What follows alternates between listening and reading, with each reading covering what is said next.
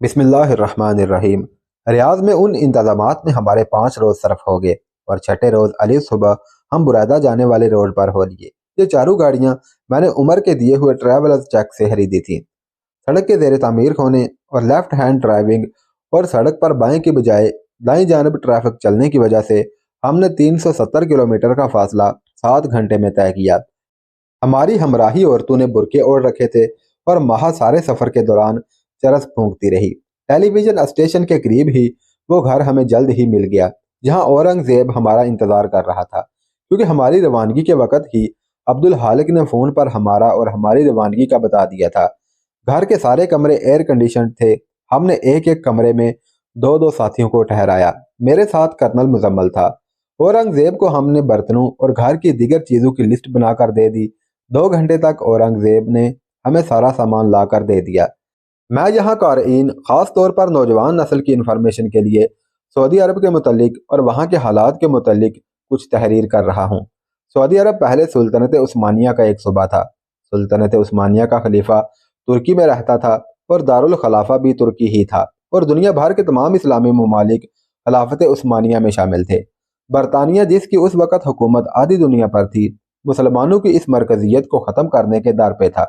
اس کے بھیجے ہوئے مشہور جاسوس کیپٹن لارنس، جس کے اوپر کئی مشہور فلمیں مثلا لارنس آف عربیہ بھی بن چکی ہے، اس نے عربی سیکھی اور جب روانی سے عربی بولنے لگ گیا تو عربوں کے بھیس میں سعودی عرب آ کر مختلف قبائل کو خلافت عثمانیہ یعنی سلطان دوئم عبدالحمید کے خلاف اکسانے میں اس حد تک کامیاب ہو گیا کہ ان قبائل نے مرکز کے خلاف بغاوت کر کے سرکاری تنصیبات اور واحد ریلوے لائن کو کئی جگہوں سے اڑا کر مرکز سے سعودی عرب کا رابطہ ختم کر دیا۔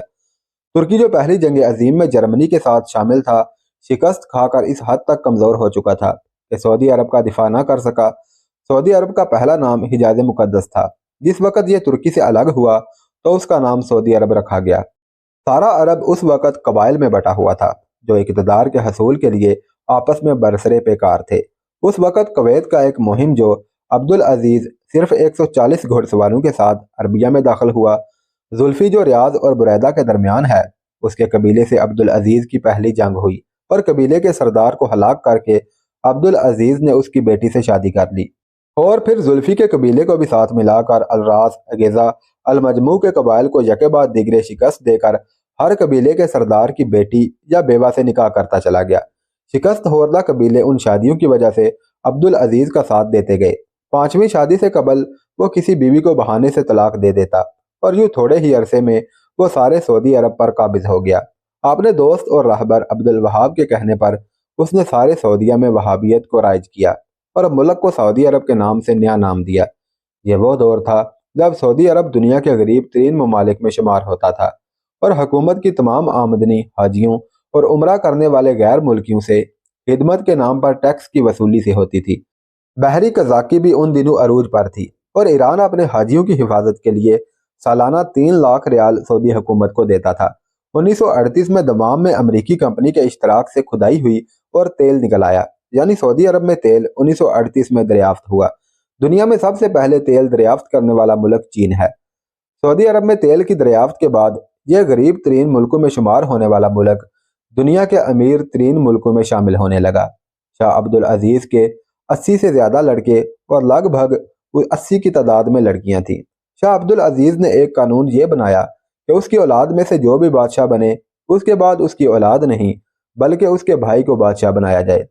رائل کونسل بادشاہ اور ولی عہد کا انتخاب کرتی ہے۔ 80 سے زیادہ بیٹیوں کی اولاد در اولاد سے اب یہ حالت ہے کہ سعودی عرب میں ہر چوتھی گاڑی پر شاہی نشان والی نمبر پلیٹ لگی ہوئی ہے۔ بلا مبالغہ ہزاروں کی تعداد میں شاہ عبدالعزیز کے پوتے پوتیاں اور پڑپوتے وغیرہ ہیں جن کے وظائف کم ہوتے ہوتے صرف 3-4 ہزار ریال تک ماہوار رہ گئے ہیں۔ اندرونی طور پر اس شاہی خاندان میں بڑی پھوٹ ہے جسے بڑی مشکل سے سنبھالا جا رہا ہے۔ دشمنان اسلام چاہتے ہیں کہ اس خاندان کا شیرازہ بکھر جائے تاکہ سعودی عرب پھر قبیلوں میں بٹ جائے جو تیل کی دولت کے لیے آپس میں برسرے پیکار رہیں۔ ولی عہد پرنس عبداللہ کا اندرون ملک بہت اثر و رسوخ ہے اور وہ امریکہ اور مغربی ممالک کی سازشوں سے بخوبی واقف ہے اور ان سے نفرت بھی کرتا ہے، اور اس کا جھکاؤ پاکستان کی طرف ہے جو مغربی ممالک کو ایک آنکھ نہیں بھاتا۔ اس مکان میں سیٹ ہونے اور برائدہ شہر سے واقف ہونے میں ہمیں 2 روز لگ گئے۔ इस दौरान हमने गैजा और अलरास जाकर उन बड़े कस्बों का भी जायजा लिया और अलरास के बिजली घर के मिस्री इंजीनियर के घर को भी ढूंढ लिया। बिजली घर अलरास में था, जबकि इंजीनियर की रिहाइश गैजा में 6 फ्लैट्स के एक कंपाउंड में थी, जिसके बाकी फ्लैट्स में भी मिस्री ही रहते थे। मैंने इसराइली मोसाद के उस मिस्री एजेंट से माहा के जरिए राब्ता करने का फैसला कर लिया। अपने मिशन का आगाज मैंने फिंदक सुलेमान के भारतीय एसी इंजीनियर विजय कुमार से किया और तीसरे रोज मैंने मुजम्मल, कैसर और इमरान को साथ लेकर फिंदक सुलेमान में कमरे किराए पर ले लिए। हम जब तक उस होटल में ठहरते नहीं, हमें विजय कुमार की असलियत जानने और उसका बतौर एजेंट काम करने के मुतालिक हमें पता ना चलता। हम अपनी 2 गाड़ियां साथ लेकर गए थे। उसी रोज शाम को मैंने विजय कुमार को पहली मर्तबा देखा। मैंने उस एयर कंडीशनड होटल में अपने कमरे में एसी की हवा ठीक ना आने की कंप्लेन कई बार की। 2 मरतबा तो फिलिपाइनी मैकेनिक आया, एसी ठीक काम कर रहा था, लेकिन मेरी तीसरी बार कंप्लेन पर विजय कुमार आया। ये 35 साल से कुछ ऊपर का, हर वक्त हंसने वाला दिल्ली का रहने वाला शख्स था। उसने मेरे कमरे में आकर खुद को मुतारफ करवाया और बोला, आपके कमरे का एसी बिल्कुल ठीक काम कर रहा है। आपकी पहली शिकायत पर मैंने मेन यूनिट में टेम्परेचर कम कर दिया था। इससे ज्यादा ठंडक तो हिमालय में ही मिल सकती है। विजय का लबो लहजा पंजाबी था। मैंने भी पंजाबी बोलते हुए कहा कि जहां तक ठंडक का ताल्लुक है तो इससे कहीं ज्यादा कूलिंग करने वाले यूनिट भी मैंने देखे हैं। बहरहाल तुम्हारी बात मानने बगैर कोई चारा नहीं। ये कहते हुए मैंने फ्रिज से 2 यख बस्ता जूस के डब्बे निकाल कर एक विजय को देते हुए कहा, तुम्हारे चेहरे की मुस्कुराहट से ही गर्मी खासी कम हो गई है। मुद्दतों बाद किसी पंजाबी बोलने वाले माकूल आदमी से मिला हूँ। क्या तुम थोड़ा वक्त मेरे साथ मेरे कमरे में गुजार सकते हो?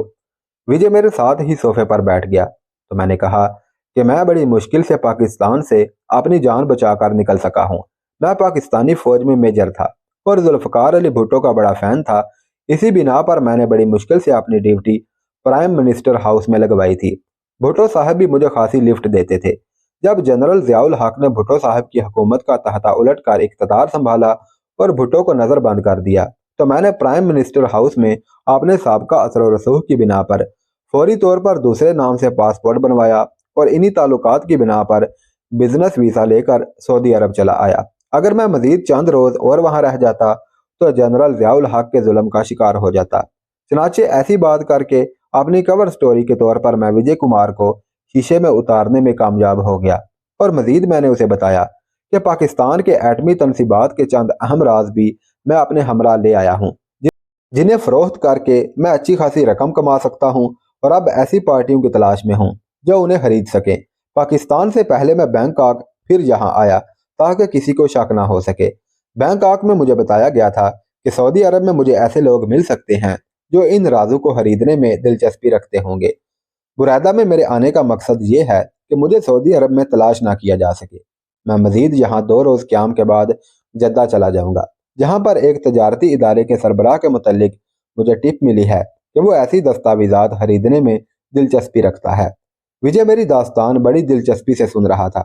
मैंने अपनी कवर स्टोरी को मजीद रंग देते हुए कहा कि मिस्टर विजय, बाज़ औक़ात एक मामूली इंसान के हाथ ऐसे राज लग जाते हैं जिनके हसूल की खातिर दूसरे ममालिक की एजेंसियां मुद्दतों कोशिश के बावजूद भी नाकाम रहती हैं।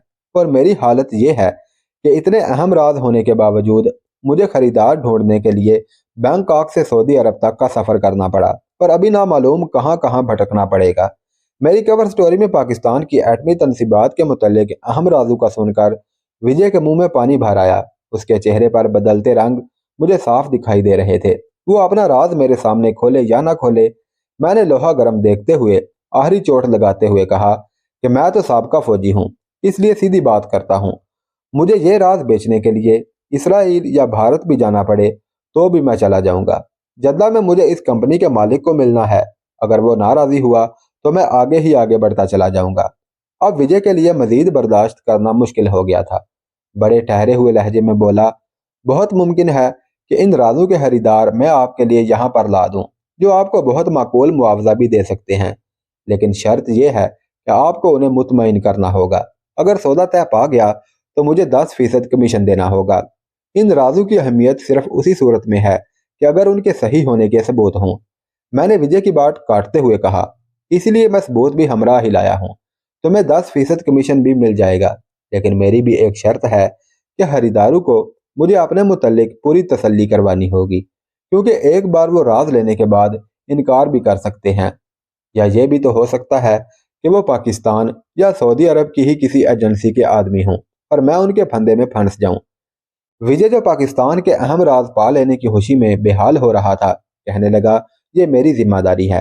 خریداروں کے متعلق جب آپ کو پورا یقین ہو جائے کہ وہ لوگ صحیح ہیں تب آپ انہیں صرف زبانی بتائیں، پھر اگر سودا طے پا جائے تو آپ ایک ہاتھ سے راز دیں اور دوسرے ہاتھ سے رقم لیں۔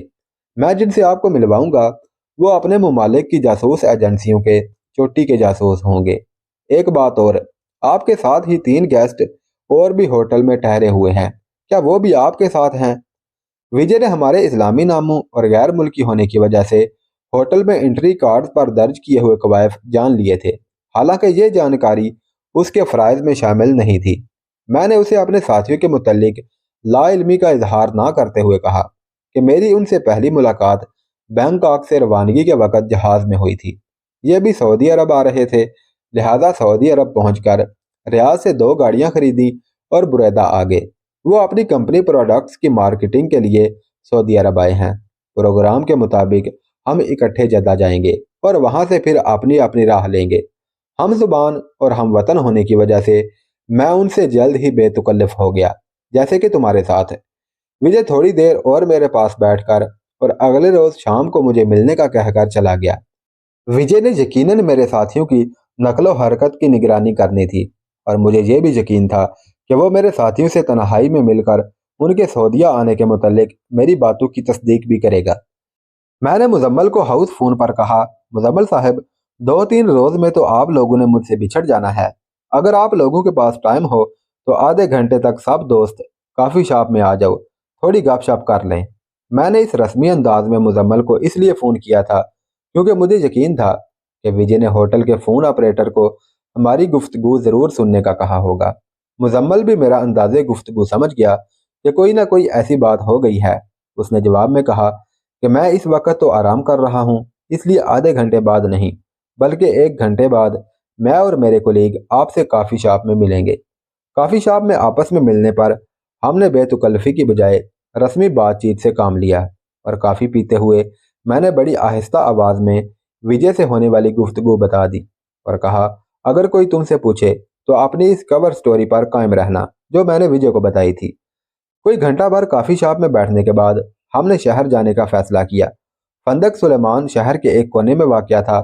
ہم شہر میں ادھر ادھر گھومتے رہے، اور جب اندھیرا ہونے لگا تو ہم نے کیسر کو گھر کے قریب اتارتے ہوئے کہا کہ وہ سب کو کہہ دے کہ سوائے کسی اہم کام کے ہمیں نہ تو ہوٹل فون کریں اور نہ ہی ڈائریکٹ رابطہ کریں، بلکہ جو بھی کام ہو اورنگزیب کو فون کر کے بتا دیں تاکہ وہ ہم سے رابطہ کرے۔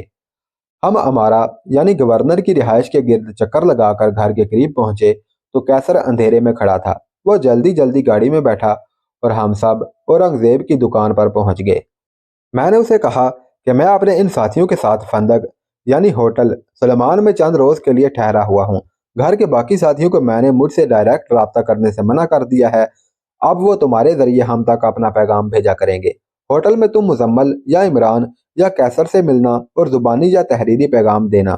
اگر کوئی ان کے متعلق تم سے پوچھے تو کہہ دینا کہ یہ اپنی کمپنی کی پروڈکٹس کی مارکیٹنگ کے سلسلے میں تم سے ملے تھے۔ ہم واپس ہوٹل لوٹے تو کیسر نے کہا کہ پہلے ڈائننگ ہال میں کھانا کھا لیا جائے، پھر کمروں میں جائیں گے۔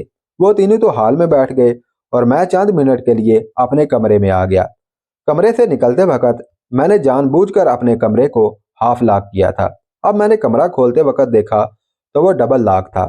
یقیناً میری غیر حاضری میں کوئی میرے کمرے میں داخل ہوا تھا، اور چونکہ گاہک ہمیشہ کمرے کو ڈبل لاک کرتے ہیں اس لیے کمرے میں جانے والے سے چوک ہو گئی اور اس نے کمرہ ڈبل لاک کر دیا۔ میں نے کمرے میں پڑی اشیاء کا بڑی عمیق نظروں سے جائزہ لیا تو بیڈ کے ساتھ پڑے سائڈ ٹیبل پر مصنوعی پھولوں کے گلدستے میں ایک بالکل چھوٹا مائکرو فون لگا ہوا تھا۔ FM کے یہ مائکرو فون مرکری بیٹری سے چلتے ہیں اور ایک شارٹ رینج ٹرانسمیٹر کا کام دیتے ہیں، یعنی کمرے میں جو بھی گفتگو ہو وہ 50-60 میٹر دور تک FM کے ٹیپ ریکارڈر پر سنی جا سکتی ہے۔ میرا سوٹ کیس بھی اپنی جگہ سے ذرا ہلا ہوا تھا، اس لیے کھولا نہ جا سکا کیونکہ اس میں چائنا لاک لگا ہوا تھا۔ وجے نے میری نگرانی کا پورا انتظام کر لیا تھا۔ اس کا مطلب یہ تھا کہ اس نے ایٹمی رازوں کے خریداروں کا جو ذکر کیا تھا وہ محض لاف زنی نہ تھا، یعنی کہ اس کا یقیناً پاکستان کے خلاف جاسوسی کرنے والوں سے رابطہ ضرور تھا۔ میں نے کمرے کا اور اچھی طرح سے جائزہ لیا لیکن مجھے کوئی اور جاسوسی کا آلہ دکھائی نہ دیا۔ میں نے کمرہ بند کیا اور واپس ڈائننگ ہال میں ساتھیوں کے پاس آ گیا اور انہیں اپنے کمرے میں خفیہ مائکرو فون کا بتا کر کہا کہ وہ بھی اپنے کمروں میں لگے جاسوسی کے آلات کو تلاش کریں، ہاؤس فون پر ایک دوسرے سے بات کرتے ہوئے پوری احتیاط کریں۔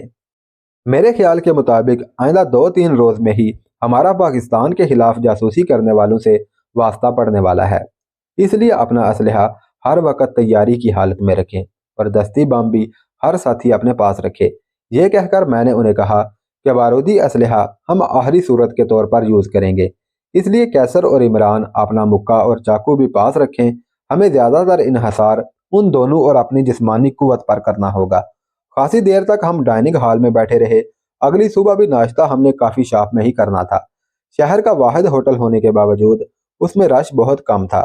ہم نے ایک اور پلان بنایا کہ آئندہ ہم کافی شاپ یا ڈائننگ ہال میں کسی ایک ٹیبل پر روزانہ نہیں بیٹھا کریں گے بلکہ ہر بار مختلف ٹیبلوں پر بیٹھیں گے۔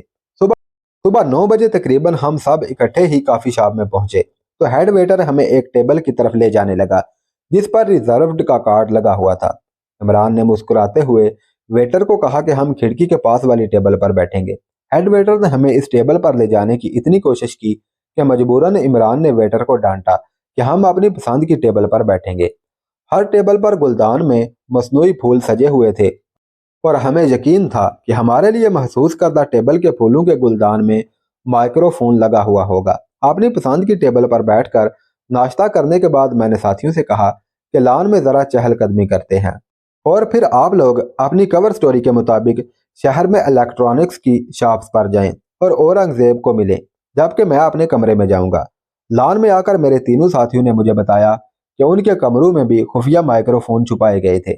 میں نے ساتھیوں کو کہا کہ شہر جاتے ہوئے اور دکانوں پر جاتے ہوئے ایک اور بات کا خیال رکھنا کہ آپ کی نگرانی تو نہیں ہو رہی، اگر ایسا ہوا تو نگرانی کرنے والے کی شکل و شباہت اچھی طرح ذہن میں بٹھا لینا، لیکن نگرانی کرنے والے کو ذرا بھی احساس نہیں ہونا چاہیے کہ آپ کو پتہ چل چکا ہے۔ لان میں ہی ہم ایک دوسرے سے الگ ہو گئے۔ وہ تینوں گاڑی میں بیٹھ کر شہر چلے گئے جبکہ میں اپنے کمرے میں آ گیا۔ کمرے میں پہنچنے کے تھوڑی دیر بعد ہی وجے کا فون آ گیا کہ وہ مجھ سے ملنا چاہتا ہے۔ میں نے اسے کمرے میں ہی بلا لیا۔ وجے اپنے چہرے کی جھلاہٹ چھپانے میں کامیاب نہ ہو سکا۔ تھوڑی سی رسمی گفتگو کے بعد اس نے پوچھا کہ آیا میں شام کو خریداروں سے ملنے کے لیے تیار ہوں۔ میرا اس بات میں مختصر جواب سن کر بولا کہ کیا تمام دستاویزات آپ کے پاس یہاں موجود ہیں؟ مسٹر وجے، میں نے مسکراتے ہوئے جواب دیا، ہم فوجی سیدھے ضرور ہوتے ہیں لیکن بے وقوف نہیں۔